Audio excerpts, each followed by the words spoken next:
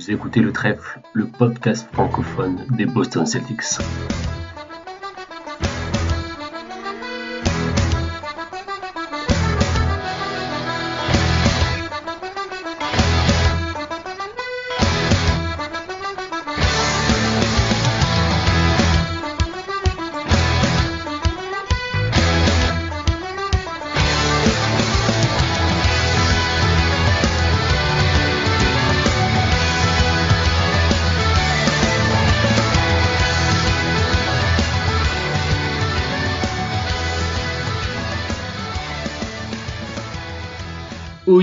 Oyez Celtics Nation, bienvenue. Petit podcast à l'occasion du All-Star Weekend, l'occasion pour nous de faire le bilan. Le dernier était à mi-saison, là on a joué un petit peu plus de matchs, donc c'est l'occasion pour nous de faire un bilan et de se projeter aussi sur la fin de saison. Pour ce faire, je suis avec Robin et Hugo. Robin, a.k.a. le chat noir, celui qui va voir Boston perdre en live. Salut Robin, comment ça va? Bah écoute, ça va vu que je suis rentré. Et Et spoiler, du coup, l'année prochaine, j'y vais pas. Ça, il faut vous que êtes tu tranquille. jures de ne jamais aller au playoff, Robin, jure-le. C'est ça. Je promets. Et enfin, Hugo, a.k.a. notre Schtroumpf grognon, toujours présent. Salut Hugo. Bah, salut Pierre, salut à tous. Malheureusement, ouais, comme Robin, j'ai pas eu la chance d'aller contempler Jaylen Brown en vrai. Donc, Et du coup, tu vas éviter ces pertes de balles. C'est aussi une bonne nouvelle. exactement. Donc, ma santé mentale ne s'en porte que mieux. Messieurs, allons-y directement. Qu'est-ce qu'on pense des derniers matchs? La dernière fois qu'on s'était vu, enfin que les copains s'étaient réunis, c'était il y avait eu 41 matchs de joués, là on en est à 59, si je dis pas de bêtises. Pendant ce temps-là, on a eu pas mal de blessures. On n'a pas eu de Jaylen Brown pendant un petit moment. On n'a pas eu de Marcus Smart surtout. Qu'est-ce qu'on en pense de tout ça? C'est bien, c'est pas bien? Messieurs, Hugo, vas-y. Bah, franchement, depuis la mi-saison, on l'avait dit, on a eu un petit coup de moins bien, enfin juste avant. Là, ça va quand même beaucoup mieux dans l'ensemble. On est sur les 20 derniers matchs en 15-5, donc voilà, c'est quand même très encourageant, même si bon, il y a des défaites qui peuvent qui sont surtout, je dirais, rageantes, mais dans l'ensemble, on a retrouvé une équipe de Boston qui a, en tout cas, si on prend sur le plan purement statistique, on a retrouvé une attaque dominante comme au début de saison, notamment grâce à une adresse qui est de retour. On parlera de certains joueurs plus en détail, mais je pense que l'adresse joue énormément dans notre bonne forme du moment. Et au-delà de l'adresse, justement, on a retrouvé aussi un spacing qui est bien meilleur qu'avant et un ballon qui transite beaucoup mieux aussi. Donc, on prend en tout cas, au-delà des résultats, beaucoup plus de plaisir, je pense, devant les matchs. Très clairement, Robin. Ouais, c'est ça. Hugo, il parlait de plaisir. Effectivement, je trouve qu'on est vachement agréable à regarder là en ce moment. On s'était quitté un petit peu sur le bilan de mi-saison avec quelques interrogations qui pointaient le bout de leur nez suite à ce manque d'adresse ou à cette baisse de régime en attaque. Et force est de constater que malgré les problématiques qu'on a eues pendant ces 20 matchs entre les absences, l'adversité rencontrée ou les choses comme ça, on y a plutôt bien répondu finalement. Donc très content des résultats forcément, mais surtout en fait du contenu et de la façon dont l'équipe a été gérée, parce qu'il y a eu des absents, il y a eu des gars qui sont sortis un petit peu de leur boîte, il y a eu des gars qui sont revenus, qui avaient un vrai coup de moins bien, il y a des gars qui prennent la température et qui commencent aussi à lancer leur saison avec Rob Williams. Donc c'est plutôt positif moi dans l'ensemble, je trouve. Effectivement, sur les 20 matchs, comme l'a dit Hugo, 15 victoires, seulement 5 défaites. Est-ce qu'on ne mettrait pas aussi la mise en place de la défense collective? J'ai l'impression que ça, c'est beaucoup plus abouti que ce que ça ne l'était il y a quelques temps. Est-ce que on commence à voir un petit peu là où Joe Mazzulla veut aller de ce côté-là du terrain? Parce qu'on a très vite vu qu'est-ce qu'il voulait instaurer en attaque. Est-ce que la défense commence, entre guillemets, enfin à prendre forme? Bah surtout, Robin le soulignait en parlant du fait qu'il préchauffait, mais le retour de Rob Williams aide beaucoup de ce côté-là du terrain, parce que même si on attaque, je le trouve vraiment très frustrant cette année. En défense, il est plus ou moins toujours au même niveau, donc ça aide grandement l'équipe. Ajouter à cela un Marcus Smart qui est aussi bien meilleur en défense qu'au début de saison, ou en tout cas pour ma part, je trouvais pas au niveau d'un meilleur défenseur de l'année sortant. Là en ce moment, il est vraiment bon et il emmène aussi tout le monde avec lui. Et autour de lui, bon, il y a des garçons comme Derrick White qui méritent clairement une sélection dans une All Defensive Team cette année parce il est très fort. Donc oui, la défense collective commence en tout cas à être en place. Et en tout cas, je pense on devrait continuer de monter en puissance de ce côté-là du terrain avant les playoffs. En tout cas, c'est ce que j'espère. Et justement, ça serait bien parce que c'est un peu aussi l'antithèse de l'année dernière. On a commencé très fort et au fur et à mesure, on a commencé à pêcher physiquement. Là, si ça peut être l'inverse, c'est tant mieux. Robin, vas-y. Ouais, puis notre style de jeu va en avoir besoin, c'est-à-dire qu'à partir du moment où on compte quand même sur une adresse à 3 points pour performer et arriver à avoir des attaques qui font très mal, en fonction des soirs où ça rentre pas, il va falloir aussi qu'on retrouve gentiment la défense qui a été notre marque de fabrique sur l'année dernière. Donc on vient de récupérer, on est re-rentré déjà dans les 5 meilleures défenses de la ligue, il me semble. Et puis sur le mois de février, on est descendu sous la barre des 110 de defensive rating, donc c'est plutôt bien. Donc après, à voir, parce qu'encore une fois, je trouve qu'on peut pas encore se faire une idée du niveau réel défensif de l'équipe, vu le nombre d'absents et l'échantillon qu'on a sur les gens qu'on a envie de voir alignés. Mais clairement, en tout cas, ça va dans le bon sens. J'étais complètement d'accord sur le fait que Smart m'a pas mal frustré sur le début de saison. Alors frustré, c'est un grand mot parce que ça restait un bon défenseur, mais il n'était pas au niveau du Marcus Smart qu'on attendait. Est-ce que c'était dû au fait aussi qu'il a un rôle quand même assez important en attaque, peut-être? Mais pour le coup, Hugo parlait de All Defensive Team pour Derrick White, je suis complètement d'accord. C'est-à-dire que je trouve que ça a été vraiment, en tout cas en termes d'exemplarité et de rendement, sur toute la saison qu'on vient de voir à aujourd'hui, c'est vraiment celui qui taffe, quoi. Et en plus, il a un peu de highlights et tout sur certains contres et tout. Mais quel taf il nous fait, celui-là. Justement, la transition est toute trouvée. Robin, merci à toi. Derrick White, qui a été élu il y a très peu de temps Player of the Week du côté de la conférence Est. 4 matchs, 4 victoires, des stats incroyables, quasiment 25 points, 7 passes, 5 rebonds, je crois, quelque chose comme ça. Est-ce que l'émergence de Derrick White à ce niveau-là, déjà, premièrement, est-ce que c'est une surprise pour vous? Et est-ce que ça peut être, entre guillemets, un problème de riche pour l'avenir pour Joe Mazzulla? Hugo? En tout cas, pour ma part, surprise, oui et non. Surpris un peu par ses stats offensives dans le sens où je crois que sur la semaine où il est joueur de la semaine, il doit être aller à peu près 24, plus de 24 points, presque 25. Donc c'est pas des stats qu'il a habituellement, mais en tout cas, je suis pas surpris dans le sens où on l'a vu sur les matchs où il était starter. Il a toujours été excellent pour organiser. Je me souviens d'un match contre Atlanta début de l'année où on a pas mal d'absences où il est starter et il fait de mémoire, c'était un 22-10 ou un match comme ça, 20 points et plus de 20 points et 10 passes.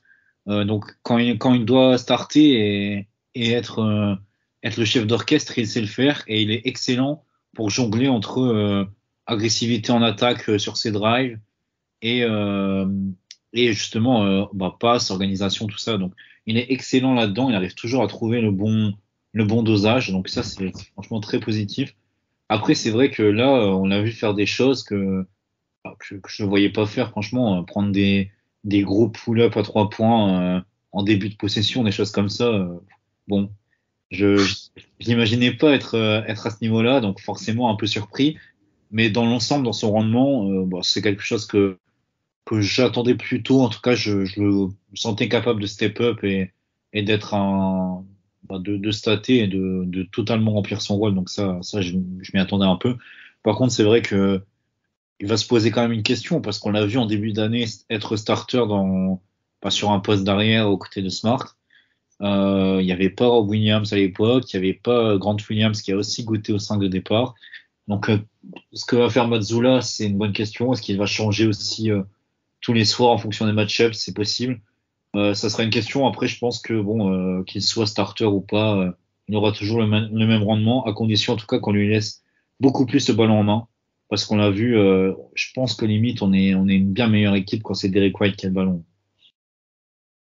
Robin, Derrick White qui avait en plus sur le mois de février des pourcentages assez stratosphériques. Je crois qu'il est en 180 avec 90% au lancer franc, 43% à 3 points et plus de 50% au tir en général.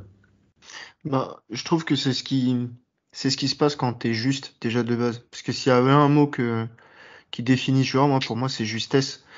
Et je trouve que c'est ce qui lui permet aussi de s'adapter un peu à tout ce qu'en fait on lui demande, tout simplement. C'est-à-dire que il est arrivé l'année dernière, bon, sans training camp, etc. On avait annoncé sûrement que ça se passerait bien mieux, même si c'était déjà bien, avec un été dans les jambes chez nous.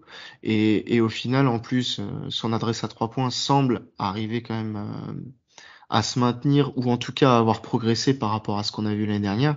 Et moi, ce qui m'intéresse énormément, c'est le rôle que Mazzulla lui donne entre t'es de temps en temps porteur de balle principal, mais pas tout le temps. Mais par contre, dès que t'es mis à côté d'un porteur de balle principal, bah, t'es capable de snowball, en fait, les différences qui sont faites par ce porteur. Et après, s'il y a besoin, t'es capable d'assumer le rôle de porteur de balle principal sur des séquences et à être performant, en fait. Et du coup, le fait qu'il soit couteau suisse à ce point-là, euh, ne m'impressionne pas, mais par contre, ça me satisfait énormément. Quant, au sujet de savoir s'il doit intégrer le 5 ou pas, je trouve que c'est très compliqué d'avoir une idée aujourd'hui parce qu'on n'a toujours pas vu notre 5 de départ aussi performant de l'année dernière. On l'a vu que 29 minutes depuis le début de la saison. Merci Pierre, au passage, histoire de lui faire une petite dédicace. Alors c'est pas moi, c'est un tweetos ça. C'est un tweetos qui a mis ça sur un de ses threads. Et du coup, c'est compliqué de savoir si ce fameux 5 de départ qui avait un net rating absolument fou l'année dernière et qui était ultra performant, qui faisait vraiment partie des énormes satisfactions qu'on avait, vu qu'on n'a pas pu tester ce 5 dans la continuité cette année, c'est compliqué de se dire qu'on va le changer ou pas. En tout cas, ce qui est sûr, c'est si on a besoin de le changer, on sait qu'on peut le faire et de façon et avec quelqu'un qui est performant en fait. Donc c'est une corde de plus à l'arc de Mazzulla finalement, je trouve. Et donc on a vu Derrick White qui a vraiment step up avec l'absence de Marcus Smart. Un autre joueur qui a step up, c'est notre ami Sam Hauser, qui s'est bien montré aussi pendant le mois de février, qui avait un gros creux depuis décembre, fin novembre, début décembre, et jusque maintenant, qui semble être de nouveau en phase avec son tir externe. Est-ce que ça aussi, c'est quelque chose qui peut être intégré dans les rotations? Parce qu'il a fait aussi pas mal de DNP, notre ami Sam Hauser. Hugo. Ouais, juste un petit bémol quand même sur Sam Hauser, parce que oui, il a fait des stats sur quelques matchs. Il faut quand même rappeler, bon, pour remettre en contexte, que quand même sur ces matchs-là, les minutes qu'il joue, c'est en compagnie en tout cas, des meilleurs joueurs disponibles sur ces matchs-là, parce qu'il y a beaucoup d'absences. Donc, entre guillemets, et je mets bien entre guillemets, dans le starting five, donc avec, allez, 2 ou 3 starters habituels, parce que bon, tout le monde était blessé.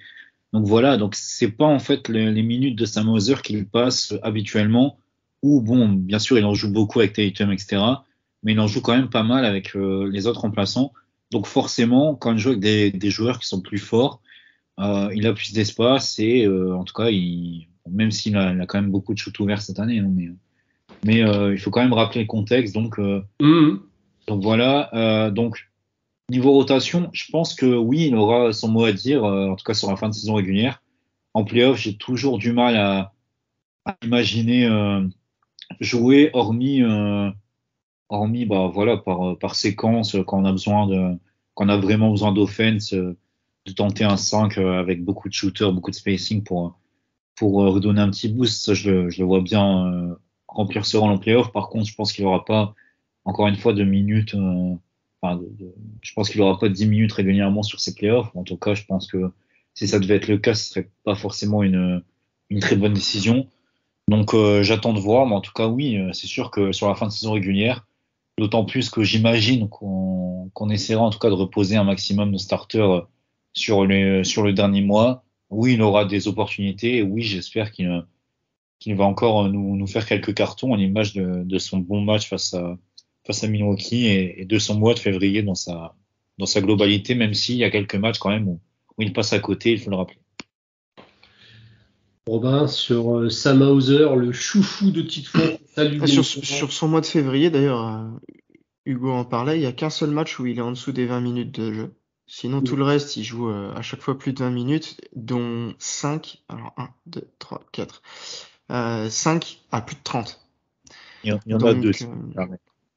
Donc du coup, ce qui est plutôt cool, c'est que c'était quand même il y a un mois et demi, je sais plus qui c'est qui l'avait dit, je crois sur le groupe. Il me semble que c'était soit Hugo, soit Elias, qui était à 2 doigts de sortir de la rotation, avec une adresse en berne et tout, et on se rend compte que voilà, il est revenu un petit peu.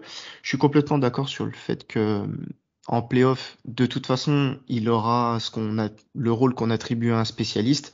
C'est-à-dire que sur un momentum fort, tu le fais rentrer, ça cartonne, et tu le sortiras assez rapidement pour qu'il soit le moins ciblé possible par les meilleurs joueurs adverses, Donc, après, c'est un petit peu ce qu'il attend de toute façon, je pense, en NBA sur la carrière qu'il peut avoir. Ce qui est intéressant pour nous, c'est qu'aujourd'hui, il a quand même 15 minutes de jeu sur l'ensemble de la saison. Je pense que sur la fin de saison, il peut monter quasiment à 20, effectivement, pour pouvoir load manager ou permettre en tout cas de gérer certaines ou même de tester certaines rotations. Après, ce qui va m'intéresser aussi, lui le concernant, c'est avec qui il peut être optimal. Plus il est optimal avec des porteurs de balles, plus il va avoir aussi de chances. S'il peut jouer qu'avec Tatum parce que Tatum crée pour lui et lui permet vraiment d'avoir ça, forcément ça va réduire son temps de jeu. S'il est capable d'être performant avec des Brogdon, avec des trucs comme ça, tout ça, je pense vraiment qu'on va pouvoir compter sur lui sur la fin de saison pour faire tourner un petit peu la boutique sur des sorties de banc et tout. Et puis ça va influer directement aussi sur notre futur recrutement, je pense, des agents qui se sont fait des gens qui se sont fait buy-out. Donc à voir pour la suite. En tout cas, comme tous les spécialistes, ce qui est sûr, c'est qu'il sera tributaire de son adresse. Ça, c'est obligatoire. Donc continue à mettre dedans, mon petit Sam, parce que sinon Titan il va être chafouin. Et puis voilà, après. On est très content malgré tout d'avoir un joueur comme ça à quasiment 15 minutes de jeu, 42% à 3 points pour 2 millions par an. Messieurs, l'heure est très grave. C'est la question préférée d'Hugo. Je sais que ça lui a beaucoup plu quand je lui ai transmis le plan du podcast. Est-ce qu'on peut dire que les Boston Celtics jouent mieux sans Jaylen Brown? Donc Hugo, c'est ta tribune, fais-toi plaisir mon grand. Je vais pas refaire la même intervention. Alors attends, 2 secondes, je précise. Quand je dis qu'ils jouent mieux, je ne veux pas dire forcément qu'ils sont meilleurs. Je dis, est-ce qu'ils jouent mieux au basket quand il n'y a pas de Jaylen Brown sur le terrain? C'est pas la même question. Oui, évidemment, ça c'est factuel, honnêtement. Enfin, c'est factuel. C'est ce que les Américains appellent en gros, c'est visuel en tout cas. Ça se voit. Le ballon tourne mieux quand Jaylen Brown n'est pas sur le terrain. Après, c'est sûr que non. Si on regarde les statistiques, oui, on est meilleur dans le sens où on a un meilleur net rating. Enfin, le net rating de Jaylen Brown n'est pas incroyable par rapport à un joueur All-Star et par rapport à ce qu'il devrait théoriquement nous amener. Donc, ces statistiques sont pas incroyables. Malgré tout, je pense que Jaylen Brown sera valuable aux Celtics, notamment quand on arrivera en playoff, parce qu'on a toujours besoin de création individuelle. Maintenant, j'espère que, encore une fois, c'est toujours le même débat avec Jaylen Brown, j'espère qu'il acceptera de se mettre un peu en retrait, et surtout quand on voit l'éclosion d'un Derrick White, qui est incroyable quand il doit au playmaking, quoi. Donc j'espère qu'il se mettra un peu en retrait, qu'il acceptera ce rôle vraiment de finisseur. Ça, c'est encore une fois un truc qu'on dit depuis 2 ans limite, hein, mais c'est toujours la même chose. Donc s'il accepte d'être dans un rôle de finisseur pour les playoffs et même de pouvoir, parce qu'on va lui laisser des libertés, de pouvoir créer pour lui-même, etc. Là, je pense que les Celtics sont vraiment une équipe ultra dominante, voire j'aime pas dire ça, mais voir le grand favori dans la conférence, parce que si on arrive à allier toutes nos forces et à les utiliser de la bonne manière, je pense que peu d'équipes seront supérieures à nous. Donc si on arrive à faire ça et à éviter comme d'habitude, de perdre trop de ballons, etc., là, je pense que oui.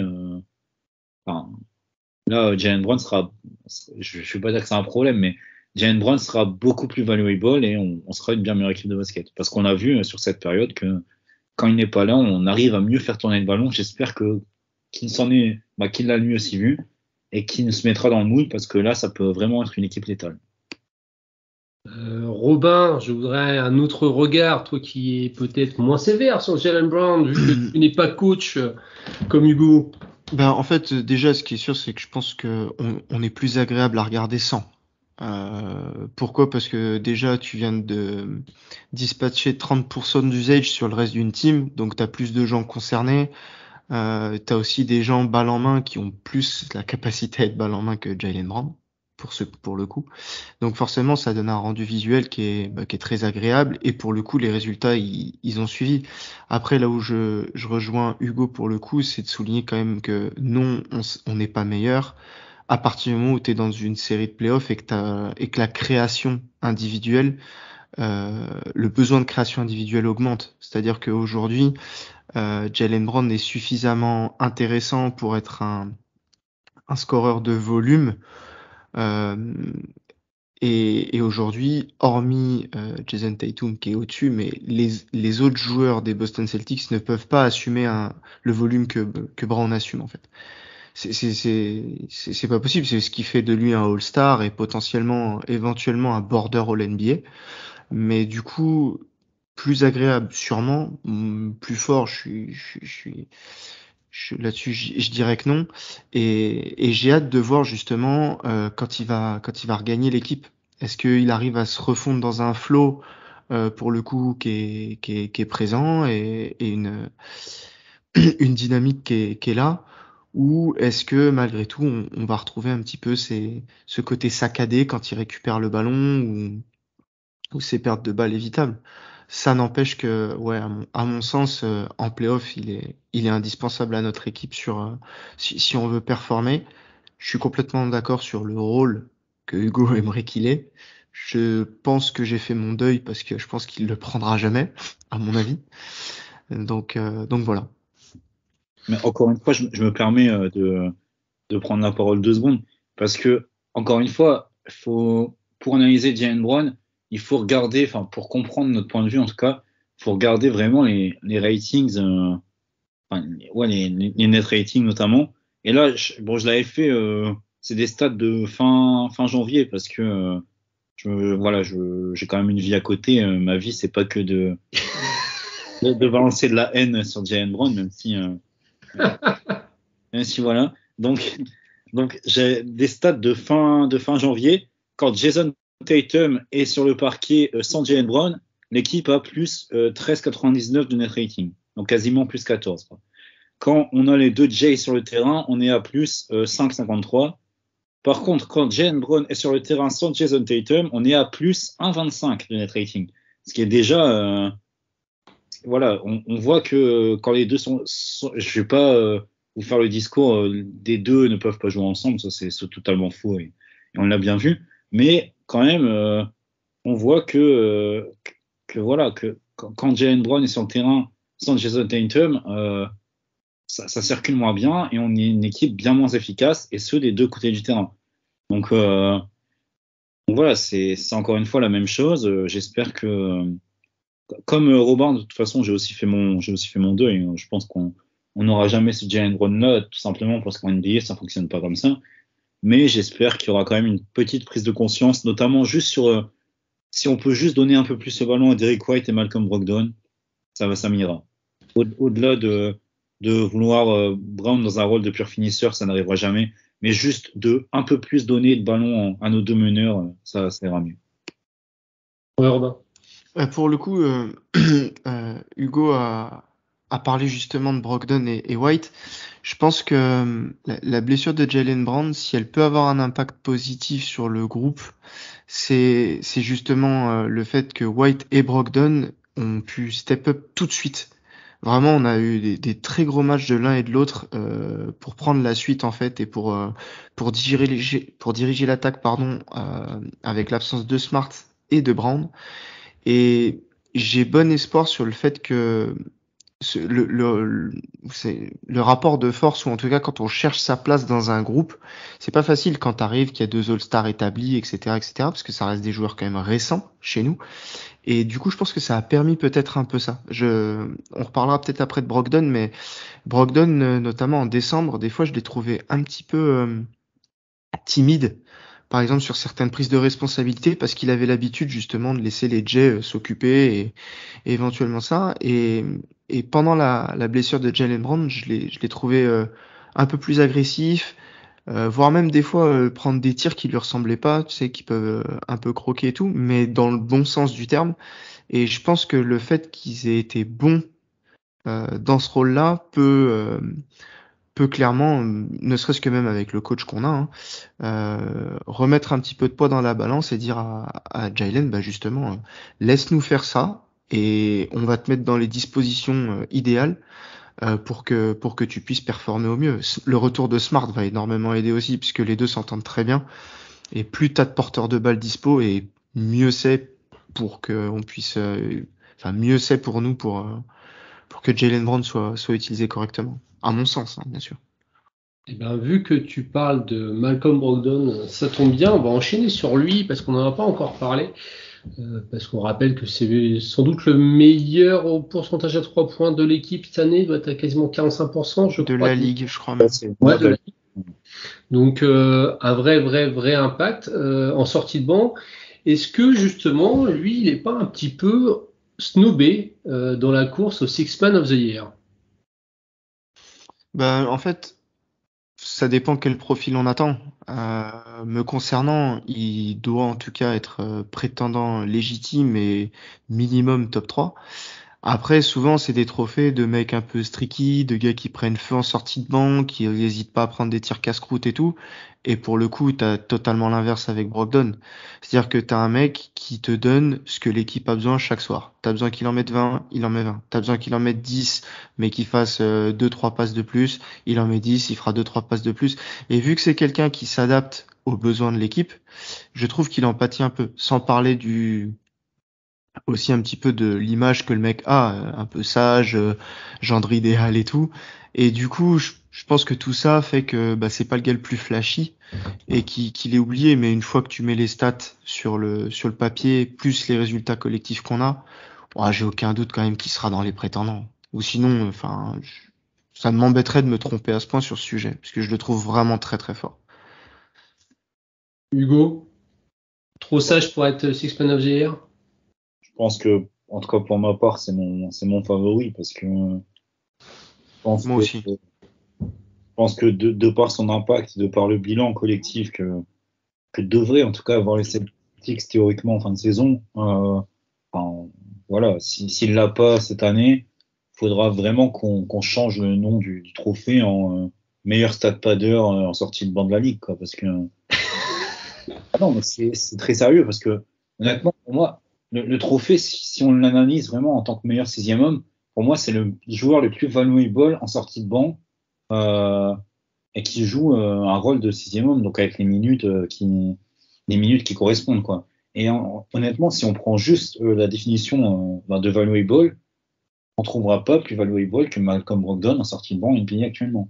Je pense que les Peut-être seuls, Derrick White, si ouais, on n'avait pas autant de blessés. à la limite, les seuls qui pourraient concurrencer, je pense, c'est un Norman Powell. Et encore, les Clippers sont, voilà, ça commence à trouver, ils ont commencé à trouver leur rythme de croisière, quoi. Mais bon, ça a quand même mis du temps. Et je pense que Norman Powell fait quand même une saison individuelle moins bonne que que Malcolm Brogdon, ou alors quelqu'un peut-être comme Tyrese Maxey, mais qui a raté beaucoup de matchs aussi. Donc voilà, je pense honnêtement, je pense que pour moi, Malcolm Brogdon est vraiment le favori. Parce que bon, encore une fois, quand j'entendais les trucs Russell Westbrook, j'avais qu'une envie, c'était de me tailler les veines, quoi. Mais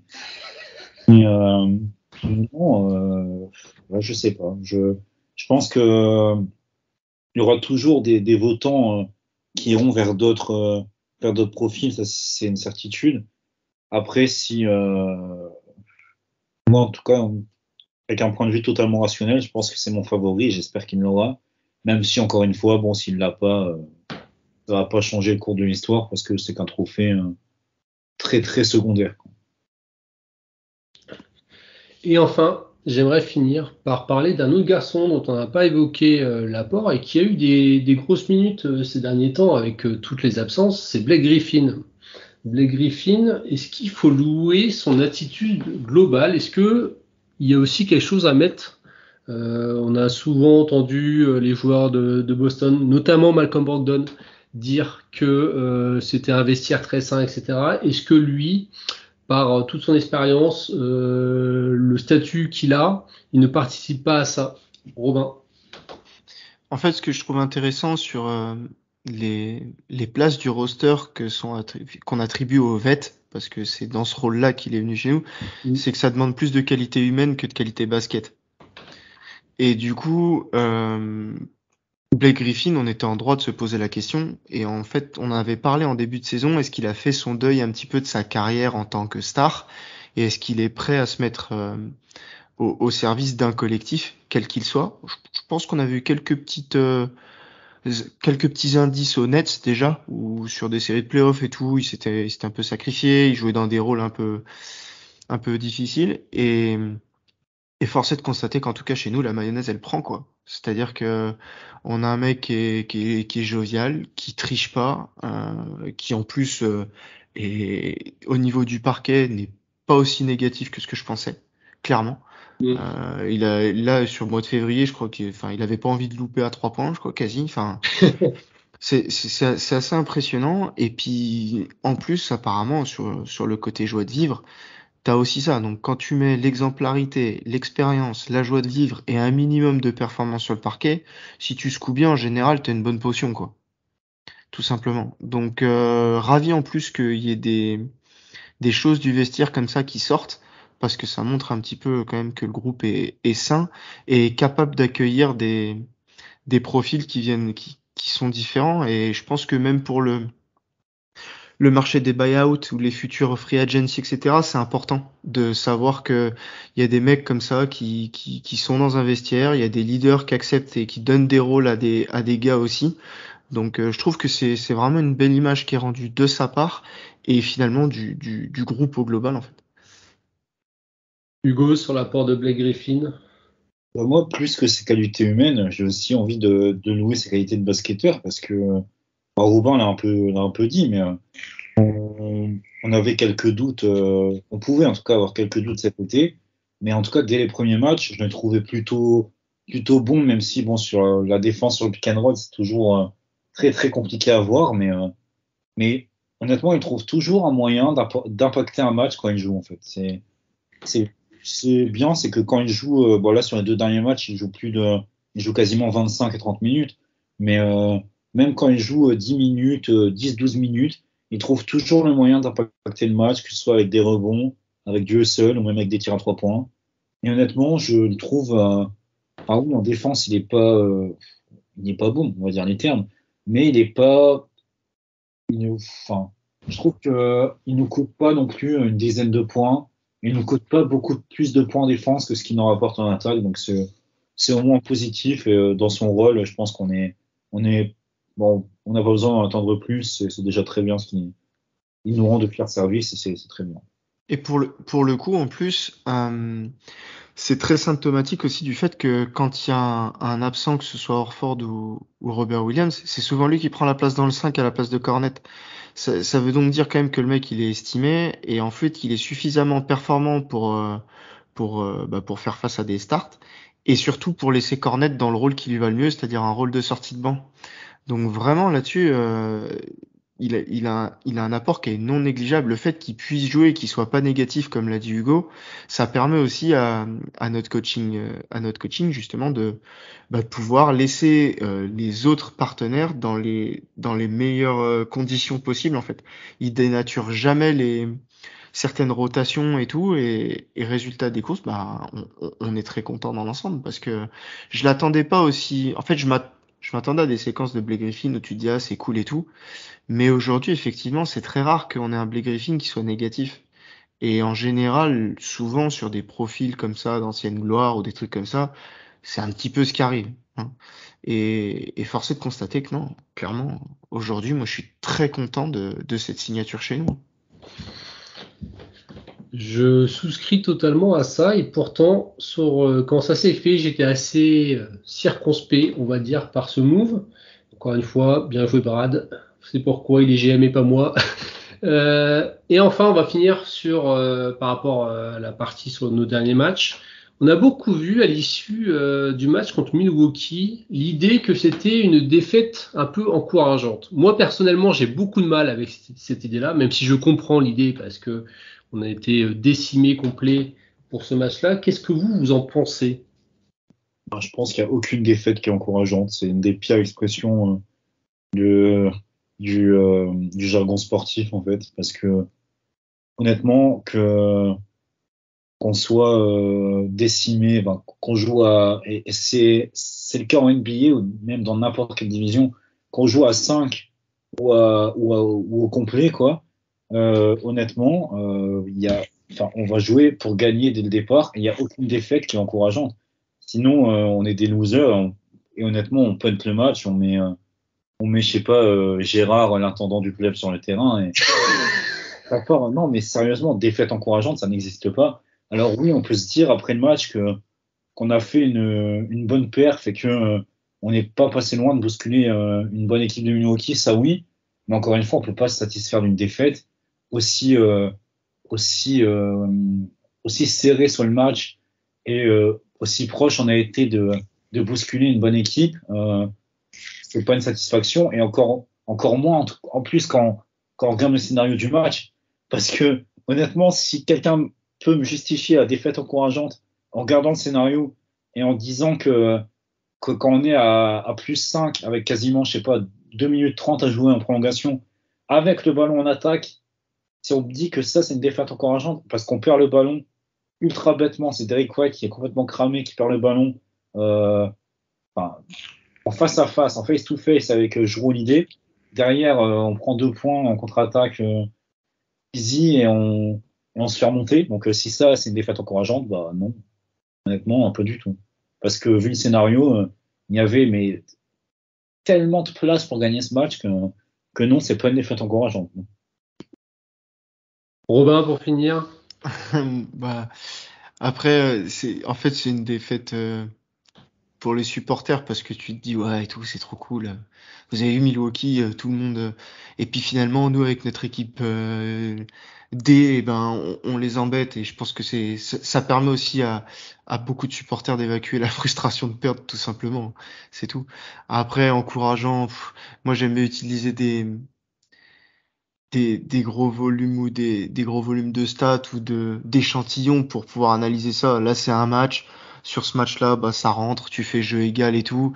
Avec l'effectif que t'as, tu joues 10 matchs contre Milwaukee, tu en perds 9,5. Là, t'es pas passé loin. Effectivement, comme dit Hugo, il y a des erreurs qui peuvent être plus rageantes qu'encourageantes, pour le coup. Maintenant, bravo en tout cas aux joueurs qui ont joué de cette mettre cul par terre et d'avoir rendu une copie qui est malgré tout plutôt bonne pour tenir la dragée haute. De là à dire encourageante, non. Messieurs, pendant le mois de février, il y a maintenant à peu près 10 jours, a eu lieu la trade deadline avec très peu de mouvements de notre côté, mais un quand même assez marquant. On a récupéré Mike Muscala des OKC Thunder. Qu'est-ce que Mike Muscala va pouvoir amener à court et moyen terme? Alors court terme, c'est pour la saison régulière, enfin ce qu'il en reste, et moyen terme pour les playoffs. Et Hugo, si tu peux nous parler un petit peu de son profil, de ses qualités et défauts, de cet homme qui n'a quasiment pas quitté OKC, je crois, depuis le début de sa carrière, ou très peu. Si justement, il a fait pas mal de franchises, Mike Muscala. Il a longtemps joué à Atlanta, notamment avec Al Horford. Il n'a absolument pas marqué. Ah ouais? Bah, si justement, moi, il m'avait marqué dans les séries, dans les nombreuses séries de playoffs contre Atlanta. À l'époque avec Haïti, justement, où c'était l'intérieur en sortie de banc, à l'époque très besogneux d'Atlanta, ce qui est paradoxal avec Mike Muscala. Mais, euh, mais non, Mike Muscala, c'est un intérieur, comme tu l'as dit, bon, il fait un peu moins de 2,10 m, mais bon, il joue comme un ailier de 2 mètres, quoi. Il shoot au large, il passe son temps au large, mais avec une adresse qui est absolument incroyable, hein. Je crois qu'il est si on prend juste ses 3 dernières saisons, il est à 43,5%, il me semble que j'avais vu avant son trade. Donc voilà, c'est un sniper, hein, clairement. C'est d'ailleurs le surnom qu'il a dans le vestiaire, qu'il a déjà dans le vestiaire. C'est un surnom que Rob Williams lui a donné. Mais ce qu'il va nous apporter, c'est ça, c'est du spacing, une rotation intérieure intéressante et surtout un autre profil parce que ce profil de big shooter, c'est vrai que beaucoup de bonnes équipes en ont. Nous, on n'en avait pas forcément. Je pense que, bah, si on a Horford quand même, qui est devenu un big shooter. Mais outre Horford, là, je pense que c'est déjà un sniper supérieur à Horford. Mais ce qui va nous apporter aussi, c'est d'autres choses parce qu'on l'a vu, c'est un défenseur tout à fait correct. Justement, j'avais le souvenir de ces saisons à Atlanta et même à Philadelphie, où il fait un passage à Philadelphie. Enfin, il fait une saison, il me semble. Et après, il fait un autre passage chez les Lakers où il était particulièrement catastrophique dans une équipe des Lakers nulle, mais très très nulle. Donc, j'avais de très mauvais souvenirs de Mike Muscala en défense. Mais là, honnêtement, euh, en tout cas, les quelques matchs qu'il a joué chez nous, et bon, sur quelques matchs du Thunder que j'ai vu, parce que j'en ai pas vu beaucoup non plus, je trouve que c'est un défenseur très très sous-estimé, notamment dans la protection de cercle. Alors certes, oui, il va se faire enfoncer quand il va jouer des mecs plus puissants, etc. Mais il est quand même très intelligent, je trouve, et c'est plutôt un bon protecteur de cercle pour sa taille. Donc bon, certes, ça va pas être, c'est pas le trade du siècle, mais c'est une solution enfin, intéressante pour notre profondeur de banc. Et bon, vu le prix que ça nous coûte, parce que là, il a un salaire de 3,5 millions plus une team option. Donc si ça prend, c'est bien, il reste l'année prochaine. Si ça prend pas, et de toute façon, je pense qu'il restera l'année prochaine vu le prix. Et si ça prend pas, ben tant pis, de toute façon, ça sera notre 11e ou 12e homme, quoi. Donc voilà. Robin, comment, à ton avis, on va l'utiliser? Est-ce que, parce que, alors je sais qu'on est dans le monde merveilleux du positionless basketball, qu'il n'y a pas vraiment de poste, etc. Est-ce que c'est plus un 4 ou plus un 5 finalement? Je, J'hésite, mais je pense que régulièrement, il va être mis avec un protecteur de cercle chez nous. Euh, et surtout offensivement, je pense qu'il te permet surtout le 5-out plus régulièrement. Donc tu l'avais avec la présence d'Orford par exemple, mais du coup tu as un autre big. Je m'attendais à ce que Cornet cette année tire un peu plus à 3 points, on se rend compte qu'il est pas du tout utilisé comme ça. Au contraire, il roule très bien et tout. Oui. Et du coup, le fait qu'on additionne vraiment, comme l'a dit Hugo, un sniper, un big sniper, mais pas que, hein, il a une petite action, je crois que c'est sur son deuxième match avec nous, où il feinte à 3 points, il se relocalise sur un mid-range un peu profond et il met quand même dedans. Je pense que ça va permettre justement d'avoir des line-up très très offensives avec des 5-out pour sanctionner vraiment les bigs qui peuvent pas aller au large. Défensivement, je suis complètement d'accord sur le fait qu'en tout cas, c'est un défenseur qui a du QI et qui fait pas beaucoup d'erreurs. Après, il aura, je pense, de toute façon, ces lacunes athlétiques où, bah, on voit bien qu'effectivement, si t'as des babacs qui lui tombent dessus, bah, ça risque d'être un peu compliqué. Mais déjà, à partir du moment où tu rajoutes des gens qui font pas d'erreurs dans des moules défensifs comme le nôtre, tu peux pas être négatif avec son apport offensif. Donc, tantôt 5, tantôt 4, etc. Ça va dépendre un petit peu aussi de l'état de santé et de ce qu'on a envie de faire concernant le load management de Horford. Mais je pense que régulièrement, il va être aligné avec un big. Et je suis pas sûr qu'on le voit tout le temps, enfin, qu'on le voit jouer beaucoup 5 chez nous. Hugo, un avis sur son utilisation future? Je pense que, en tout cas, quand il jouera, ce sera majoritairement avec dans des line-up à deux big. C'est ce qu'on a vu depuis le début, enfin depuis son arrivée. Et je pense que oui, c'est la meilleure utilisation possible parce que ça sera trop dur, ou alors vraiment si on veut jouer en five out. Mais oui, majoritairement, ce sera dans des line-up à deux big, je pense. Que ce soit avec Horford Williams, même bon peut-être pas Cornet, mais un des deux.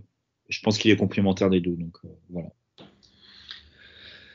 Pendant cette trade deadline, donc il y a eu le début des marchés des buyouts, donc Kevin Love là qui vient de signer à Miami, Terrence Ross malheureusement qui est parti du côté de Phoenix. Il reste plus beaucoup de cibles finalement pour Boston alors qu'il nous reste encore un spot. Est-ce que c'est quelque chose qui vous inquiète et qui voyez-vous maintenant pour prendre ce fameux 15e spot, messieurs? Bon, en tout cas, pour ma part, ça m'inquiète pas plus que ça parce que de toute façon, on savait, nous, on aurait été content de trouver un joueur qui, qui avait les capacités, en tout cas, de jouer quelques minutes pour soulager les Jays. Finalement, je pense que les joueurs capables de jouer ces minutes ont trouvé preneur ailleurs. Hein. Tu as dit Terence Ross, même comment s'appelle-t-il mince. Bref. Bon, il y avait plusieurs. Ah oui, Justin Oide aussi qui a signé à Dallas, il me semble. C'est des joueurs qui pouvaient en tout cas être intéressants dans ce rôle-là, de pouvoir jouer les 10 minutes peut-être en fin de saison. Finalement, bon, on va se retrouver sur un marché plutôt fermé. Honnêtement, je serais pas étonné de voir Steven signer plutôt un profil jeune, type, ça va faire rire ce que je vais dire, hein, type Malik Fitz, par exemple, qu'on avait signé l'année dernière, Ouais. pour surtout pour déjà pourquoi pas le signer avec sur la fin de saison plus une team option ou un contrat non garanti pour l'année prochaine. Déjà parce qu'on l'a vu l'été dernier, c'est toujours intéressant d'avoir des contrats minimum dans un effectif. Ça peut servir à équilibrer les trades. Hein. Je vais pas vous refaire le trade de Malcolm Brogdon où on envoie justement tous les joueurs qu'on avait signés sur la fin de saison. Je pense à Juwan Morgan, Malik Fitz justement qui est dans le trade, Ouais. il me semble. Et, voilà. Ouais. Tout le monde, absolument tout le monde. Tous ceux qu'on avait signés en fin de saison pour équilibrer un trade. Donc ça, pourquoi pas, ça peut être intéressant, surtout pour l'année prochaine. Et au final, on sait très bien que vu la situation et vu ce qui reste sur le marché, aucun joueur sera capable d'apporter. Donc, hormis si là pour moi, il y a deux options. Soit on signe un autre vétéran, type Blake Griffin. J'ai regardé un petit peu. Il y a pourquoi pas quelqu'un comme Rodney Hood qui a eu une carrière, un début de carrière en tout cas plutôt intéressant du côté de Utah, Ouais. qui est depuis bien rentré dans le rang, mais qui est plutôt un mec respecté, qui est passé par Mississippi State à la fac et Duke, et qui avait plutôt une réputation de gros bosseur à Duke, notamment sous Coach K. Donc pourquoi pas, c'est un mec qui a jamais fait de vague dans un vestiaire. Bon, il n'a plus le niveau pour jouer en NBA, mais voilà, donc plutôt un profil expérimenté comme lui, ou un jeune comme Malik Fitz, ou un autre qu'on aurait scouté dans une des drafts précédentes dont le profil nous intrigue et qu'on aurait envie de tester sur la fin de saison, et pourquoi pas le lock sur la saison prochaine. En tout cas, prendre une option sur la saison prochaine. Robin? Barton, il est encore dispo? Et Barton, je crois que surtout qu'il n'a pas été. Il n'a pas été coupé, hein? C'est Ah, pas... il n'a pas été baillé, mais c'est en discussion. Ok. Après, enfin, avec l'arrivée de Muscala, si en plus on a régulièrement des line-up too big, je pense que déjà le load management sur notre poste d'ailier de wings va pouvoir se faire un peu plus. Mais il faut aussi se rendre compte que avec les deux stars qu'on a sur ce poste-là, ils sont compliqués à load manager. Un, parce que les mecs ils ont la dalle et qu'ils veulent jouer. Tatum, on voit régulièrement que JT il a envie de jouer, le mec il a envie. Et après, si c'est pour barrer la route à un Hauser qui reprend un peu confiance, je suis pas sûr d'être finalement pour. Donc, il y a un besoin. Est-ce qu'il est plus ou moins important pour la saison régulière? Peut-être. Pour les playoffs, il est anecdotique parce qu'on a déjà notre effectif pour les playoffs. Donc vraiment, je suis plutôt d'avis comme Hugo. Soit on signe un jeune qui nous a tapé dans l'œil, soit on récupère un vet qui se met qui se met dans le mood un peu. Mais je pense que déjà là, à l'heure actuelle, on a quand même un effectif d'une profondeur absolument folle sur énormément de postes, sauf les wings, mais qui peut être pallié. Je veux dire, tu peux aussi avoir des line-up avec du Derrick White, du Brogdon et du Smart sans problème, et de Big sans souci. Donc en vrai, ça reste des besoins qui, en tout cas du point de vue du front office, on le voit, sont quand même mis un peu de côté parce que enfin Stevens est plutôt actif depuis le début. On voit qu'à chaque fois il fait juste. Donc pour le coup, s'il s'est pas jeté sur les premiers buyouts qui nous en tout cas nous semblaient un peu intéressants, c'est que je pense qu'il doit être très serein sur la suite. Encore une J'avais fois, deux, il y a j'avais peut-être deux autres pistes. il y a peut-être un pote de Tatum aussi qui va frapper à la porte. On avait vu il y a un été où il avait ramené deux, trois de ses potes de Duke. S'il peut donner un petit emploi à un poteau. Ouais, faut faire croquer, bien sûr. JT, créateur d'emploi, bien évidemment. Sinon, moi, j'avais eu deux idées comme ça, mais c'était par rapport à des joueurs qui sont déjà pas trop loin, les joueurs des Maine Celtics. Il y a Tony Snell qui a signé il y a pas longtemps et Denzel Valentine. Est-ce que ça pourrait pas faire la maille au pire si Brad ne trouve rien? Ça peut finir comme ça, hein, clairement. Justement, le Tony Snell, c'est vraiment ce que j'expliquais avec Rodney Hood. C'est le mec vétéran qui a jamais fait de vague partout où il est passé, et était dans des bonnes équipes. Donc pourquoi pas. Moi j'avais pensé aussi, je sais qu'il a été blessé, je crois, toute la saison dernière, mais il me semble qu'il est sans contrat. Il avait fait un workout avec les Lakers. Mais Jeremy Lamb, dans, dans le genre fort shooter, bon en sortie de banc, pourquoi pas essayer de le tester sur une fin de saison avec une option pour l'année prochaine, un truc comme ça. Eh oui, exactement. J'avais pas pensé à lui. Autre événement du côté du front office, ça a été l'officialisation enfin de Joe Mazzulla en tant qu'entraîneur, qui n'est plus entraîneur par intérim, mais entraîneur en chef. Qu'est-ce que vous en pensez? Est-ce logique? Et du coup, est-ce qu'on a des bruits sur l'avenir de Ime Udoka? Hugo. Bah, logique, oui. Mérité, oui. Honnêtement, voilà, je vais pas me jeter des fleurs, mais j'ai toujours été dans le wagon Joe Mazzulla, donc je pense que c'est génial en tout cas pour lui. C'est très très cool pour lui, surtout l'histoire. Son histoire, quand le mec est fan de Boston depuis qu'il est petit, il se retrouve coach de sa franchise de cœur à 34 ans. Je pense que voilà, ça, c'est le rêve d'une vie qui est accompli, et je pense que on le voit cette année. C'est pas anodin d'être à 42-17, il me semble, le bilan Hmm. pour une première saison en coaching, parce que oui, c'est un coach qui était très très très très hype quand il est rentré dans le staff de Brad Stevens. Il a confirmé les attentes. Il a franchi tous les échelons jusqu'à être coach principal et à être excellent dans son rôle. Donc c'est mérité. Et pour ce qui est d'Ime Udoka, moi j'imagine que si les Celtics ont fait ce move, c'est aussi qu'ils ont trouvé un accord avec Ime Udoka. Donc je pense qu'il est pas viré, mais en tout cas si enfin, on va le laisser bien prendre tous les entretiens possibles cet été. Et à la première proposition, il partira comme si son temps à Boston n'avait jamais existé. Robin, un avis Euh, sur Joe Mazzulla, qui est un petit peu aussi, entre guillemets, critiqué. On voit une critique qui revient souvent, c'est sur sa difficulté à prendre des temps morts. qui est assumé pour le coup. Oui, bien sûr. C'est-à-dire que ce que je trouve intéressant en fait avec Joe Mazzulla, c'est que enfin il y a quand même aussi un contexte à remettre à réexpliquer. C'est-à-dire que le mec il arrive quand même dans des conditions dramatiques en termes de timing et tout.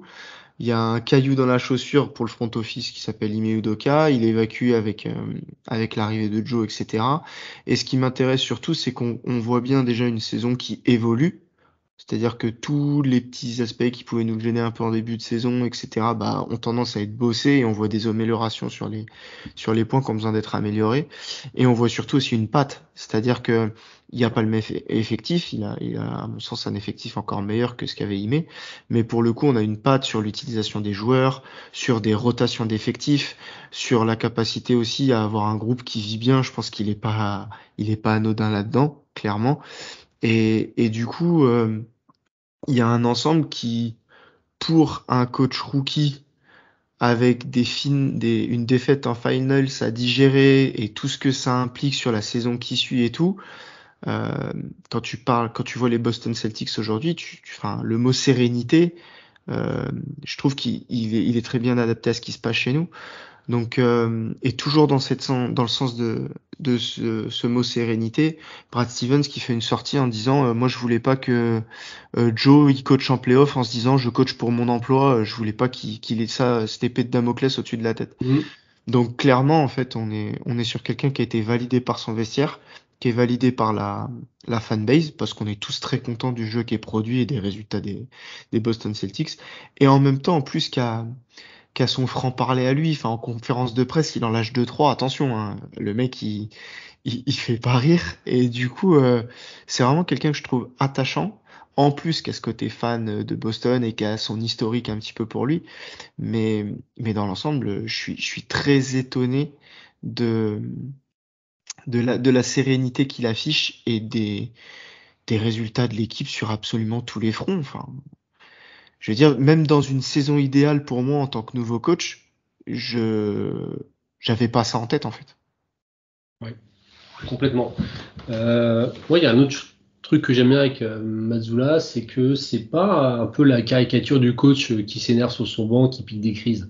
C'est pas forcément quelqu'un qui a l'air d'être très fort en bouche, en gueule, comme on dit, comme qui pouvait imposer un espèce de rapport de force assez violent, comme pouvait l'être un peu Udoka, c'est ce qui se disait au temps mort, des fois il insultait ses joueurs. Bon, bah voilà. On est sur un truc un peu plus pédagogique.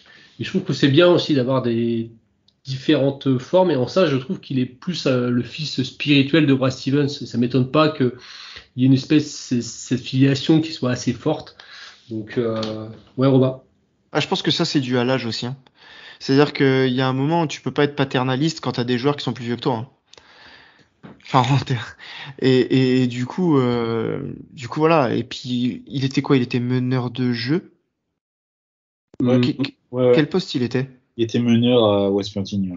Ouais, donc en plus, enfin, c'est quand même sur des postes qui sont une vision très cérébrale du basket, etc. Donc, je pense que vraiment, moi, c'est ce qui m'intéresse, c'est qu'en plus, il ne fuit pas cette question des temps morts et tout, et il l'assume. Il dit voilà comment je fonctionne. Moi, les joueurs, je leur laisse prendre le machin, et on l'attendra forcément sur ses premiers playoffs.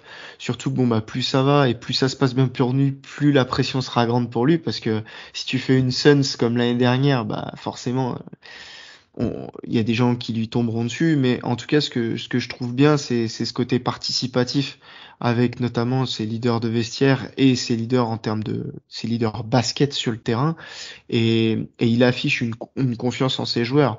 Forcément, en plus que nous, depuis notre écran, des fois la frustration elle monte parce que t'as pas le même ressenti et que tu vois un run passer et tout, mais on est sur quelqu'un qui ressent quand même son groupe, qui ressent le jeu et tout. Et puis même sur ces systèmes après temps mort, je le trouve très intéressant aussi. Donc qui est écouté aussi de ses stars. Donc vraiment, je suis pas inquiet et agréablement surpris, même si j'étais déjà optimiste. Là, je suis même bouche bée sur une adaptation aussi rapide et aussi bonne. Chapeau l'artiste. Et est-ce qu'il n'y a pas, enfin, pour terminer sur Joe Mazzulla, un truc qui vous a étonné aussi, c'est le fait que ce soit lui, qui prenne la place, ça, d'accord, mais je veux dire qu'il passe aussi devant d'autres gars qui sont maintenant ses assistants coach finalement. Est-ce que ça, c'est peut-être aussi le côté encore plus surprenant de savoir gérer d'autres coachs, alors que lui-même est très jeune, Hugo? Après, moi, ça me surprend pas tellement parce que c'est aussi le modèle NBA en fait. Dans chaque staff, il y a un top assistant qui est désigné, et et c'est une règle en interne que on sait que le top assistant est celui qui, en cas de souci, doit, ça sera à lui de gérer. On l'a vu l'année dernière. Bon, le top assistant c'était Will Hardy, qui est aujourd'hui coach du Jazz. Bon, cet été, c'est vrai que cet été il y a une concurrence c'était avec Ben Sullivan qui était notre coach en Summer League, un ancien assistant de Mike Budenholzer, à Milwaukee. Donc il y a une concurrence. C'est Mazzulla qui a obtenu ce statut. Donc après, c'est une règle tacite dans chaque vestiaire. Hein. Quand quelqu'un est choisi, les autres doivent se mettre à son service. Donc c'est ce qui se passe. Mais oui, c'est vrai qu'on aurait pu se poser la question au début. On a vu que Mazzulla est quand même un charisme supérieur. On le voit, Robin en parlait, mais c'est parce que tu parlais de ces conférences de presse, mais moi ce qui m'explose de rire aussi, c'est à chaque fois qu'il y a un match en télé nationale, quand les interviews entre les cartons, c'est tellement drôle. À chaque fois, on voit le charisme du gars. Des fois, c'est des réponses dignes de Greg Popovich dans l'école, en fait. J'allais utiliser le comparatif. Exactement. C'est une phrase. J'ai pensé aussi à ça. Ouais. Une phrase, un gros troll, et allez hop, c'est reparti sur le banc. Franchement, c'est trop drôle. Donc oui, il a un charisme plus, et non, je suis pas vraiment étonné par le fait qu'il ait su s'imposer par rapport à ses assistants, en tout cas. Est-ce que, autrement dit, pour que ce soit bien clair pour tout le monde, est-ce que si Will Hardy était resté, ça aurait été lui le coach des Boston Celtics? Oui, il y a de grandes chances que ce soit lui. On est d'accord. Ok. Messieurs, dernière question par rapport au trade et à l'effectif. Celui qui était peut-être le plus dans les rumeurs, c'était Grant Williams. Grant Williams, qui on le sait n'a pas prolongé, demanderait un gros contrat entre 18 et 20 millions, c'est ce qui se murmure en NBA. Est-ce que Grant Williams est forcément parti pour rester sur plusieurs saisons? Oui, dans le sens où on n'a pas vraiment de choix. Hein. Quand on est dans la position où, quand on est les Boston Celtics, voilà, on va pas se le cacher, on est une franchise historique. Et c'est pas dire qu'on a une obligation de résultat, mais on a un certain standing à respecter quand on est Boston. Et là, on a une équipe qui peut vraiment jouer le titre. Donc on va pas s'amuser à faire les pinces et à ne pas vouloir leur signer. Donc encore une fois, là, Grant Williams va être en position de force. Grant Williams va demander ses 18-20 millions et on va lui payer. Et limite, j'ai envie de dire, tant mieux. Si on le paye 18, de toute façon, c'est pareil. Si on le paye 12 ou 18, le seul truc qui va différer, c'est le montant de la taxe. Alors certes, les proprios vont payer beaucoup, beaucoup plus, mais c'est limite mieux d'avoir un contrat à 18 dans un effectif comme le nôtre qu'un contrat à 12, dans le sens où un contrat à 18, c'est extrêmement valuable sur le marché pour faire des trades, quoi. Parce que un contrat à 18, c'est très facile de rajouter quelques millions avec d'autres contrats pour aller chercher une star ou un joueur, peut-être pas une star, mais un joueur, un très bon joueur, plutôt qu'un contrat de 12 millions. On va devoir donner un autre bon joueur sur un autre contrat médian pour équilibrer le trade.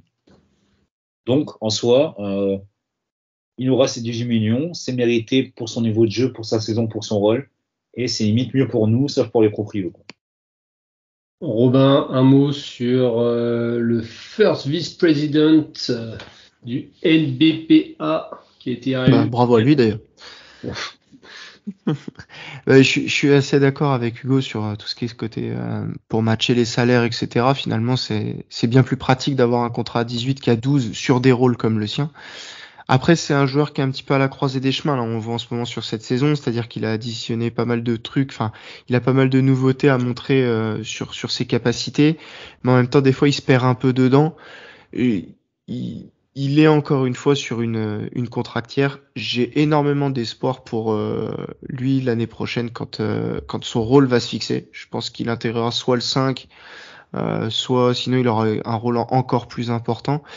Et à partir de là, il pourra enchaîner et développer en fait son basket sur le rôle qui lui est défini. Aujourd'hui, il a un petit peu le rôle de va faire ci, va faire ça, parce que tu sais un peu tout faire, mais du coup t'es pas dans un rôle bien spécifique. Je l'aime vraiment beaucoup sur short roll et c'est un joueur qui a montré suffisamment pour pouvoir réclamer effectivement le salaire qu'il demande. Rendez-vous en playoff. Je pense que c'est vraiment là où il va verrouiller, l'amour des fans pour lui, deux, la vraie valeur qu'il a, parce qu'aujourd'hui, il n'a pas la valeur par rapport à ses stats, parce qu'elles sont encore assez faibles, vu qu'il fait plein de petites choses qui sont pas dans les box scores, mais sa valeur en playoff de l'année dernière, elle a été absolument folle, et je pense que son vrai rendez-vous, lui, c'est cette année en playoff. Même sa saison régulière, s'il a des coups de moins bien et tout, en playoff, il jouera, et s'il performe en playoff, il signera quasiment ses 20 millions, je pense, ouais. Hugo? Ouais, juste pour ajouter par rapport à ce qu'a judicieusement dit Robin, c'est vrai que sur la saison, il a un peu des hauts et des bas, mais je voudrais juste nuancer ça par le fait aussi que, en fait, son utilisation, elle est aussi un peu aléatoire parce qu'il a commencé en sortie de banc. Ensuite, il a été intronisé dans le 5 de départ. Au final, maintenant, on sait plus trop, parce qu'avec toutes les blessures, on sait plus où on en est. Donc, 5 de départ, sortie de banc, des fois ça change d'une nuit à l'autre.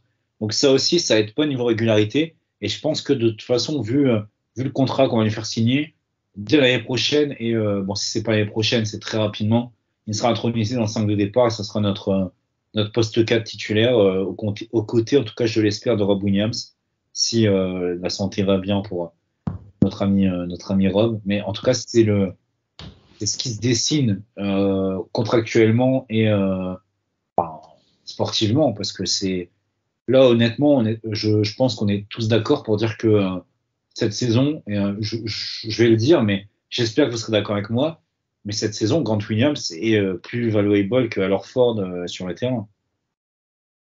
Je sais pas si vous êtes d'accord avec moi, mais J'ai tendance à le penser aussi. Robin, peut-être un peu moins, je sais pas. Non, mais moi j'adore les deux, donc je m'en fous. Mais en fait, si tu veux, je suis assez d'accord dans le sens où en plus, Al Horford en début de saison a beaucoup été utilisé dans un rôle où c'est pas forcément là qu'il est le meilleur. Donc ça l'a pas aidé non plus.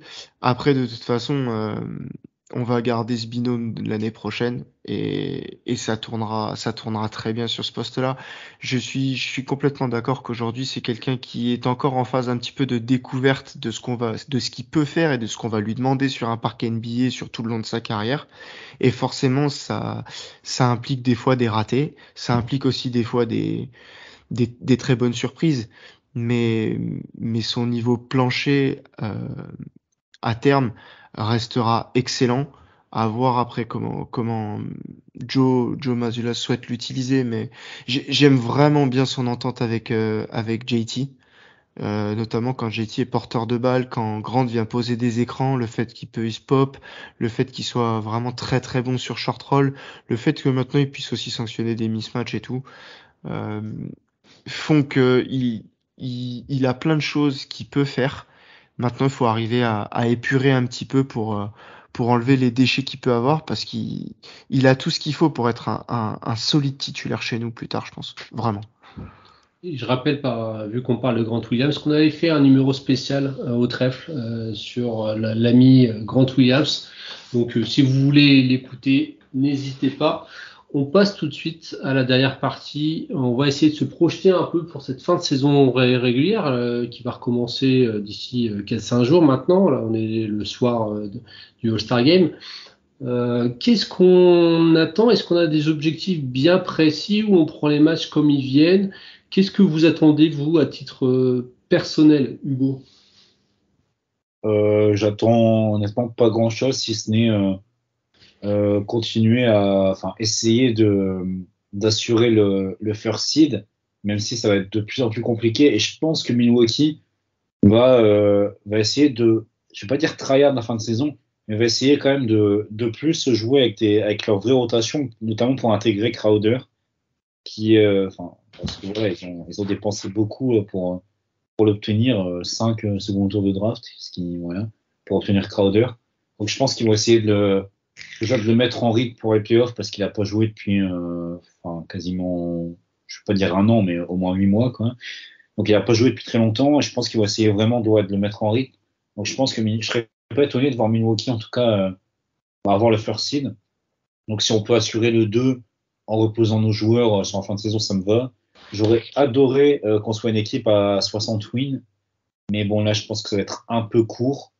Donc voilà, j'ai pas vraiment d'attente sur la fin de saison, si ce n'est voilà, reposer un peu tout le monde, continuer à avoir la même les mêmes ratings en attaque, peut-être pas, mais continuer à avoir une équipe divertissante en attaque et montrer en tout cas sur certains matchs qu'on peut monter le curseur en défense sans parler de le faire toutes les nuits parce que sinon on va arriver cramé, mais voilà, montrer sur quelques matchs, sur quelques oppositions qu'on est vraiment une équipe prête à jouer le titre cette année et voilà, c'est juste mes attentes. Robin. C'est d'ailleurs ce qu'on a plutôt bien fait, hein. On a loupé très peu de rendez-vous par rapport au calendrier. À chaque fois qu'on a eu des grosses équipes, on s'est, je trouve, plutôt bien comporté. Moi, pour la fin de saison, en tout cas pour la deuxième partie de saison, déjà avoir notre 5 pour qu'on ait un vrai échantillon, puisque 29 minutes de Smart, Jaylen Brown, JT, Horford et Rob Williams, c'est juste pas possible. C'est ce qui me fait espérer peut-être aussi encore plus de performance. Après, on va radoter, mais maintenant, avec les certitudes qu'on a et ce qu'on vient de faire là, ça va être de la régularité et surtout pas de bobo. Mais vraiment, ouais, j'aimerais vraiment qu'on puisse aligner notre 5 pour voir si c'est dans la continuité tout simplement de la saison dernière. Parce que si c'est le cas, avec la profondeur qu'on a en plus cette année, on est déjà très bien vu de partout et des fois même favori, etc. Si le 5 de base arrive à être aligné sur des échantillons suffisamment suffisants et à performer au minimum comme l'année dernière, voire peut-être même un peu moins, parce que l'année dernière ils étaient vraiment au-dessus, ce sera vraiment bien. Plus éventuellement le retour de Gallo. Qui va être quand même aussi un petit sujet. Donc j'aimerais bien le revoir revenir sur les 15 derniers matchs pour que ne serait-ce que son histoire soit belle chez nous. Parce que c'est toujours chiant de voir des gens qui ont envie de signer chez nous. Parce qu'on en a pas toujours eu ces dernières années. Et les mecs qui veulent venir se péter comme ça avant même d'avoir mis un pied sur un parquet, le mec il est souvent là, il semble quand même aussi irréprochable dans son professionnalisme, que ce soit sur sa guérison ou même sur les fois où il est à côté et tout, il a l'air d'être bien intégré au groupe. Donc j'aimerais que des joueurs comme ça puissent poser le pied sur un parquet avec notre maillot tout simplement.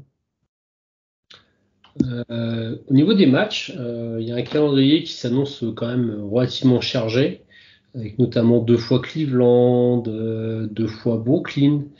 Il y a du Milwaukee aussi, du Philadelphie. Est-ce que c'est bien pour vous d'avoir un calendrier comme ça assez costaud ou il aurait mieux fallu quelque chose un peu plus light? Moi j'aime bien. Dit autrement, est-ce que ça c'est bien pour préparer les playoffs ou Moi j'aime bien, ouais. comme... J'aime bien tout ça, enfin encore une fois parce que il faut qu'on puisse tester ce 5. Et pour ça, il nous faut de l'adversité. Alors, il faut pas qu'il soit trop gros, et je pense que c'est pas le cas. Il est médian finalement notre calendrier. Et t'as quelques rendez-vous qui seront pas à louper. Et du coup, je trouve que c'est très bien pour continuer à maintenir la bonne dynamique en termes de fréquence de victoire et de temps en temps ces gros rendez-vous qui vont te permettre de tester.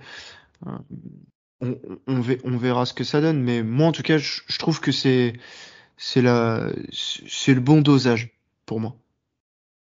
Ouais, Hugo. Juste pour nuancer quand même, parce que c'est vrai que si on regarde comme ça, on a des gros adversaires, mais Philadelphie, Milwaukee, ça arrive, enfin surtout Philadelphie. Bon, certes, on a un match là, on joue Indiana, Philadelphie en deuxième, mais le deuxième match qu'on va jouer contre Philadelphie, c'est la dernière semaine de compétition. Donc, il y a de fortes chances que ou nous ou Philadelphie n'ait plus grand chose à jouer et le test soit un peu, j'ai envie de dire, caduque. Mais c'est vrai que Milwaukee, là, fin mars, 31 mars, il me semble, ça peut clairement être un match pour le first seed. Si on est tous les deux dans le même rythme, ça peut être une finale avant l'heure. Et ce match-là peut être un vrai test. Après, sur le reste du calendrier, honnêtement, je trouve plutôt, je vais pas dire facile, parce qu'il y a quand même des bons matchs à jouer, Je Oui, trouve il y a les Knicks aussi, qui sont. vraiment agréable parce on a un enchaînement, par exemple, on va jouer, bon, Indiana qui est pas facile à jouer, on l'a vu cette saison. Philadelphie, New York, après des bons adversaires, Cleveland, Brooklyn qui, on voit que la nouvelle formule tourne plutôt pas mal. New York, encore Cleveland, après, donc voilà, des bonnes équipes de la conférence, donc des bons petits tests dès la reprise. Honnêtement, de là à la reprise, donc fin février à la première semaine de mars, on a un calendrier qui est très très agréable. On joue quasiment tous les 2 jours contre des bonnes équipes. Et honnêtement, j'ai hâte de voir ça. D'ailleurs, on va conclure ça par un back-to-back New York-Cleveland. Franchement, j'ai hâte de voir ça. Là, on va vraiment voir notre niveau au complet ou presque. Franchement, ça promet. On a parlé un petit peu de load management, pardon. Est-ce que par rapport à ça, vous êtes partisan de quoi? Vous êtes partisan de faire jouer les mecs 20 minutes sur les derniers matchs ou faire jouer des grosses minutes comme en playoff, voire 36, 37, 38, et puis par contre les faire souffler complètement sur le match d'après? C'est difficile, je trouve. C'est difficile. J'ai pas forcément d'avis. Parce que bah, déjà, je suis pas à l'intérieur du groupe. Et puis encore une fois, on a on a quand même une équipe qui est un petit peu à part dans le sens où nos leaders sont hyper jeunes. Et du coup, ils ont les crocs qui rayent le parquet. Il y a peut-être encore aussi bah, un peu trop de fougue à vouloir jouer tous les matchs, etc. Donc moi, je suis pour essayer de les raisonner au maximum, mais de pas les froisser et de rester en accord avec leurs souhaits en fait. Donc Jason Tatum est quelqu'un qui veut vraiment jouer beaucoup. On le sait, il veut pas louper de match. D'ailleurs, je pensais qu'il viendrait pas pour les Pistons au passage. Je m'attendais pas à le voir jouer. Et finalement, le mec, bah, on voit bien que, alors qu'il aurait pu avoir une très belle coupure pour le coup enfin avant le All-Star Game, bah, il a choisi de jouer. Donc, moi, je suis surtout pour que ce soit en accord avec tout le monde et que ça se passe bien. Ça se passe bien. Après, s'il se blesse, on dira ah oui, mais peut-être. Mais ça, c'est une fois que c'est fait, on a toujours la bonne réplique, si tu veux. Donc, j'ai pas trop d'avis. Hugo? Bon, personnellement, je préfère les faire jouer tous les soirs ou presque, sauf si vraiment on a un enchaînement de, je sais pas, 6 matchs en 10 jours, un truc comme ça, là peut-être faudra mettre un petit repos. Mais je suis partisan de les faire jouer plutôt tous les matchs en mettant des restrictions de minutes, même si c'est difficile de faire ça. Mais de dire, bon allez, on va faire jouer 30, 32 minutes, je pense plus 30 même, les 30 minutes, et tous les soirs vous jouez vos 30 minutes, vous reposez. Comme ça, ils arrivent en rythme, pas trop cramés pour les playoffs. Mais c'est compliqué, encore une fois, de baisser comme ça sensiblement le nombre de minutes de tes superstars parce que ça chamboule toute ta rotation. Donc, je pense pas que ce soit le projet, malheureusement. Messieurs, est-ce que vous avez des choses à rajouter en attendant cette fin de saison qui, comme tu l'as présenté d'ailleurs, Hugo, s'annonce quand même avec des super matchs là, dès la reprise? Moi, j'ai une chose à rajouter, c'est vivement que Danilo Gallinari fonde le terrain. On en a un peu parlé, mais là, Oui, bah on peut en reparler d'ailleurs. On peut en honnêtement, là, reparler, c'est vrai. je vais pas vous mentir, je compte les jours en écoutant l'hymne l'hymne proposé par nos amis italiens pour Gallo, parce que j'attends que ça. Là. D'ailleurs, je pense que quand on va tweeter sur ce pod, on mettra l'hymne en dessous, histoire que vous ayez tous les éléments. Vous pourrez aller vous régaler avec l'hymne de Gallo, que j'écoute de temps en temps, figure-toi, en allant au boulot notamment. Ah bah, c'est un banger, hein, comme ouais, des jeunes. c'est pépite. Dès que vous l'aurez après sur votre playlist, vous l'écouterez certainement. Robin, des choses à rajouter?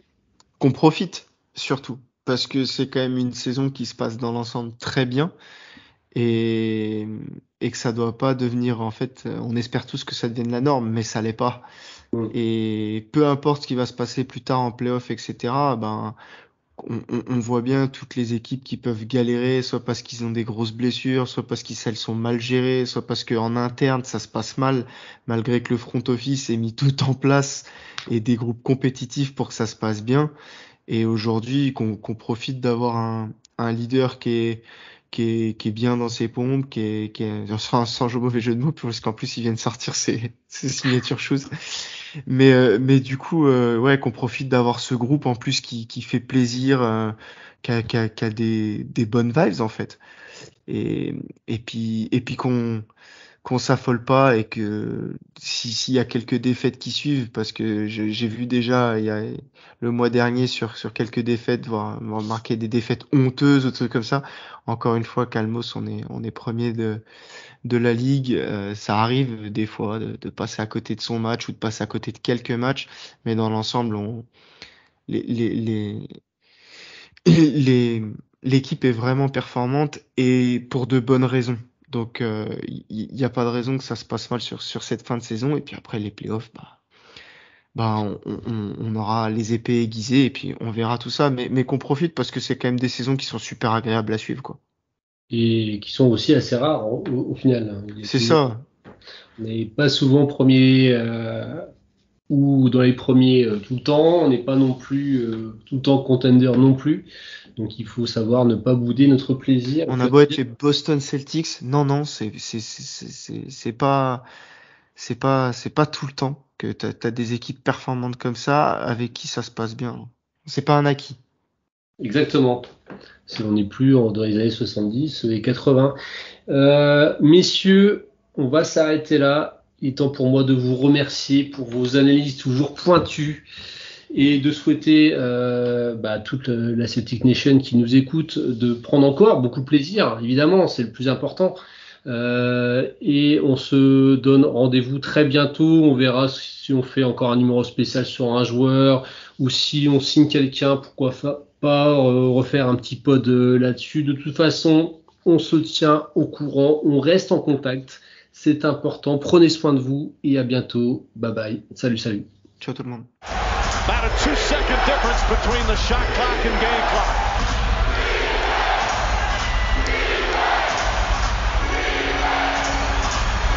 Thomas on the drive, pull-up jumper, it's good! Isaiah Thomas gives the Celtics a lead with 2.4 remaining. 13 fourth quarter points, and Atlanta calls their final timeout. So many big shots from both teams, Jeff, down the stretch.